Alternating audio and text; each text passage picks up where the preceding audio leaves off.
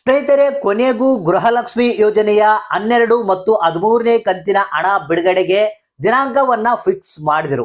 ಹೌದು ಸ್ನೇಹಿತರೆ, ಬಹಳಷ್ಟು ಮಂದಿ ಕೇಳ್ತಾ ಇದ್ರು, ಇವತ್ತು ಬರುತ್ತೆ, ನಾಳೆ ಬರುತ್ತೆ 12ನೇ ಕಂತು ಅಂತ ಕೇಳ್ತಾ ಇದ್ರು. ಕೊನೆಗೂ ಲಕ್ಷ್ಮಿ ಹೆಬ್ಬಾಳ್ಕರ್ ಅವರೇ ನೇರವಾಗಿ ಈ ಒಂದು 12ನೇ ಕಂತಿನ ಹಣ ಯಾವ ದಿನಾಂಕ ಬರುತ್ತೆ ಮತ್ತೆ 13ನೇ ಕಂತಿನ ಹಣ ಯಾವ ದಿನಾಂಕ ಬರುತ್ತೆ ಅನ್ನೋದ್ರ ಬಗ್ಗೆ ನೀಟಾಗಿ ನಮಗೆ ತಿಳಿಸಿದ್ದಾರೆ. ಈಗಾಗಲೇ 11ನೇ ಕಂತಿನ ಹಣವನ್ನ ಪಡೆದಂತ ಗೃಹಲಕ್ಷ್ಮಿಯರು ಈಗ 12 ಮತ್ತು 13ನೇ ಕಂತಿನ ಹಣಕ್ಕಾಗಿ ವೇಟ್ ಮಾಡ್ತಾ ಇದ್ದಾರೆ. ಯಾಕಂದ್ರೆ ನಿಮಗೆ ಗೊತ್ತಿರಬಹುದು, ಲೈವ್ ಆಗಿ ಲಕ್ಷ್ಮಿ ಹೆಬ್ಬಾಳ್ಕರ್ ಅವರು ಮಾಹಿತಿಯನ್ನು ಕೊಟ್ಟಿರುವಂತದ್ದು, ಒಟ್ಟು 6,000 ಹಣವನ್ನ ನೀವು ಶೀಘ್ರದಲ್ಲೇ ಪಡಿತೀರಾ. ಅಂದ್ರೆ 11ನೇ ಕಂತು, 12ನೇ ಕಂತು, 13ನೇ ಕಂತಿನ ಹಣವನ್ನ ಒಟ್ಟಿಗೆ 3 ಕಂತುಗಳ ಹಣ 6,000 ಹಣವನ್ನ ಪಡಿತೀರಾ ಅಂತ ಹೇಳಿದ್ರು. ಸೊ ಅದೇ ಪ್ರಕಾರ ಈಗಾಗಲೇ ಕಳೆದ ಒಂದು 5-6 ದಿನಗಳಿಂದ 11ನೇ ಕಂತಿನ ಹಣ ರಿಲೀಸ್ ಆಗ್ತಾ ಇದೆ. ಇನ್ನೇನು ಕೆಲವು ಜನರಿಗೆ ಮಾತ್ರ 11ನೇ ಕಂತಿನ ಹಣ ಬಂದಿಲ್ಲ, ಅವ್ರಿಗೆ ಕೂಡ ಆದಷ್ಟು ಬೇಗ ಇವತ್ತ ನಾಳೆ ನಾಡಿದ್ದು ಅನ್ನೋದ್ರೊಳಗೆ ಈ ಒಂದು 11ನೇ ಕಂತಿನ ಹಣ ಕಂಪ್ಲೀಟ್ ಆಗಿ ಎಲ್ಲಾ ಜನಗಳಿಗೆ ಸೇರುತ್ತೆ. ನೀವು ತಲೆ ಕೆಡಿಸಿಕೊಳ್ಳುವಂತ ಅವಶ್ಯಕತೆ ಇಲ್ಲ. 11ನೇ ಕಂತಿನ ಹಣ ಯಾರಿಗಾದ್ರೂ ಬಂದಿಲ್ಲ ಅಂದ್ರೆ ಕಂಪಲ್ಸರಿ ನಿಮಗೆ ಕೂಡ 11ನೇ ಕಂತಿನ ಹಣ ಬಿಡುಗಡೆ ಆಗುತ್ತೆ, ಬಂದೇ ಬರುತ್ತೆ. ಸೊ ಈಗ 12ನೇ ಕಂತಿನ ಹಣವನ್ನ ಬಿಡುಗಡೆ ಮಾಡೋದಕ್ಕೆ ಮತ್ತೆ 13ನೇ ಕಂತಿನ ಹಣ ಬಿಡುಗಡೆ ಮಾಡೋದಕ್ಕೆ ದಿನಾಂಕವನ್ನ ಅನೌನ್ಸ್ ಮಾಡಲಾಗಿದೆ.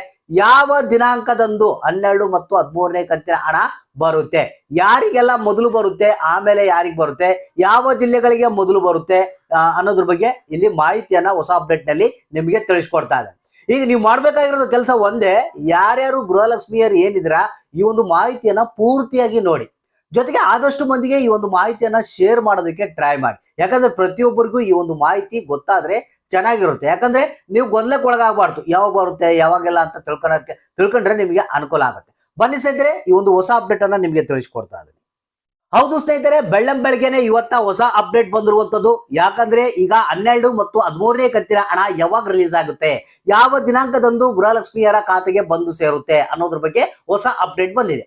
ಈಗಾಗಲೇ ಬಹಳಷ್ಟು ಮಂದಿ ಏನ್ ಅನ್ಕೊಂಡಿದ್ದಾರೆ, ಇವತ್ತ ನಾಳೆ ಬರುತ್ತಂತ ಅನ್ಕೊಂಡಿದ್ರು 12ನೇ ಕಂತಿನ ಹಣ. ಸೊ ಆದ್ರೆ ನಮಗೆ ಬಂದಿರುವಂತ ಮಾಹಿತಿ ಪ್ರಕಾರ ಇಲ್ಲಿ ಏನಪ್ಪಾ ಅಂತಂದ್ರೆ ಇನ್ನು ಕೆಲವೊಂದು 11ನೇ ಕಂತಿನ ಹಣ ಕೆಲವರಿಗೆ ಹೋಗಿಲ್ಲಂತೆ. ಸೊ ಅದನ್ನೆಲ್ಲ ನಾವು ಬಿಡುಗಡೆ ಮಾಡ್ತಾ ಇದೀವಿ. 11ನೇ ಕಂತಿನ ಹಣ ಕ್ಲೋಸ್ ಆದ ನಂತರ ನಿಮಗೆ 12 ಮತ್ತು 13ನೇ ಕಂತಿನ ಹಣ ಬಿಡುಗಡೆ ಮಾಡ್ತೀವಿ ಅನ್ನೋ ಮಾತನ್ನ ಹೇಳ್ತಾ ಇದ್ದಾರೆ. ಯಾವ ದಿನಾಂಕ ಅನ್ನೋದನ್ನ ತಿಳಿಸ್ಕೊಡ್ತೀನಿ, ಜಸ್ಟ್ ವೇಟ್ ಮಾಡ್ಬೇಕಷ್ಟೇ ನೀವು. ಸ್ನೇಹಿತರೆ, ನಿಮಗೆ ಲಕ್ಷ್ಮಿ ಹೆಬ್ಬಾಳ್ಕರ್ ಅವರು ತಿಳಿಸಿರುವ ಹಾಗೆ ಯಾವುದೇ ಒಂದು ಕಂತನ್ನ ಗೃಹಲಕ್ಷ್ಮಿಯರ ಖಾತೆಗೆ ಸೇರಿಸಬೇಕಂದ್ರೆ ಕನಿಷ್ಠ 15 ದಿನ ಕಾಲ ಅವಕಾಶ ಬೇಕಂತೆ. ಹೌದು ಸ್ನೇಹಿತರೆ, ಇದು ಲಕ್ಷ್ಮಿ ಹೆಬ್ಬಾಳ್ಕರ್ ಅವರೇ ಖುದ್ದಾಗಿ ಮಾಹಿತಿಯನ್ನ ಕೊಟ್ಟಿರುವಂತದ್ದು. ಹಾಗಾದ್ರೆ ಈಗ 11ನೇ ಕಂತಿನ ಹಣ ಬಿಡುಗಡೆ ಆಗಿದೆ. ಇದು ಜನರ ಖಾತೆಗೆ, ಎಲ್ಲರ ಖಾತೆಗೆ ಸೇರ್ಬೇಕಾದ್ರೆ 15 ದಿನ ಕಾಲ ಅವಕಾಶ ಬೇಕು. ಅದಾದ್ಮೇಲೆನೆ 12ನೇ ಕಂತು ಮತ್ತು 13ನೇ ಕಂತಿನ ಹಣ ಬಿಡುಗಡೆ ಮಾಡ್ತೀವಿ ಅನ್ನೋ ಒಂದು ಮಾಹಿತಿಯನ್ನ ಕೊಟ್ಟಿದ್ದಾರೆ. ಅಂದ್ರೆ ಈಗ ಒಂದು 5-6 ದಿನ ಆಯ್ತು 11ನೇ ಕಂತಿನ ಹಣವನ್ನ ಬಿಡುಗಡೆ ಮಾಡೋದಕ್ಕೆ. ಅಂದ್ರೆ ಇನ್ನು ಒಂದು ವಾರ ಟೈಮ್ ಬೇಕು. ಒಂದು ವಾರದಲ್ಲೆಲ್ಲ 11ನೇ ಕಂತಿನ ಹಣ ಕ್ಲೋಸ್ ಆಗುತ್ತೆ. ನೆಕ್ಸ್ಟ್ ನಿಮಗೆ 12ನೇ ಕಂತಿನ ಹಣ ಬಿಡುಗಡೆ ಮಾಡ್ತಾರೆ. ಸೊ ಅಂದ್ರೆ ನಮಗೆ ಬಂದಿರುವಂತ ಮಾಹಿತಿ ಪ್ರಕಾರ ನಿಮಗೆ ಗೃಹಲಕ್ಷ್ಮಿ ಯೋಜನೆಯ 12ನೇ ಕಂತು ಏನಿದೆ, ಇದೇ ತಿಂಗಳ 22 ಅಥವಾ 23ನೇ ತಾರೀಕು ನಿಮಗೆ ಗೃಹಲಕ್ಷ್ಮಿ ಯೋಜನೆಯ 12ನೇ ಕಂತಿನ ಹಣ ಬಿಡುಗಡೆ ಆಗುತ್ತೆ. ಹೌದು ಸ್ನೇಹಿತರೆ, ಇದು 12ನೇ ಕಂತಿನ ಹಣ ಬಿಡುಗಡೆ ಆಗುವಂತ ದಿನಾಂಕ. ಸೊ ಮತ್ತೆ ಅದ್ರ ಜೊತೆಗೆ ಏನಪ್ಪಾ ಅಂದ್ರೆ ಅಲ್ಲಿವರೆಗೆ ನೀವು ವೇಟ್ ಮಾಡಬೇಕು. ಪ್ರತಿಯೊಬ್ಬರ ಖಾತೆಗಳಿಗೆ ಈ ಒಂದು ಹಣ ಜಮಾ ಆಗುತ್ತೆ. ಮತ್ತೆ ಇಲ್ಲಿ 13ನೇ ಕಂತಿನ ಹಣದ ಬಗ್ಗೆ ಮಾಹಿತಿಯನ್ನು ಕೊಟ್ಟಿರುವಂತದ್ದು.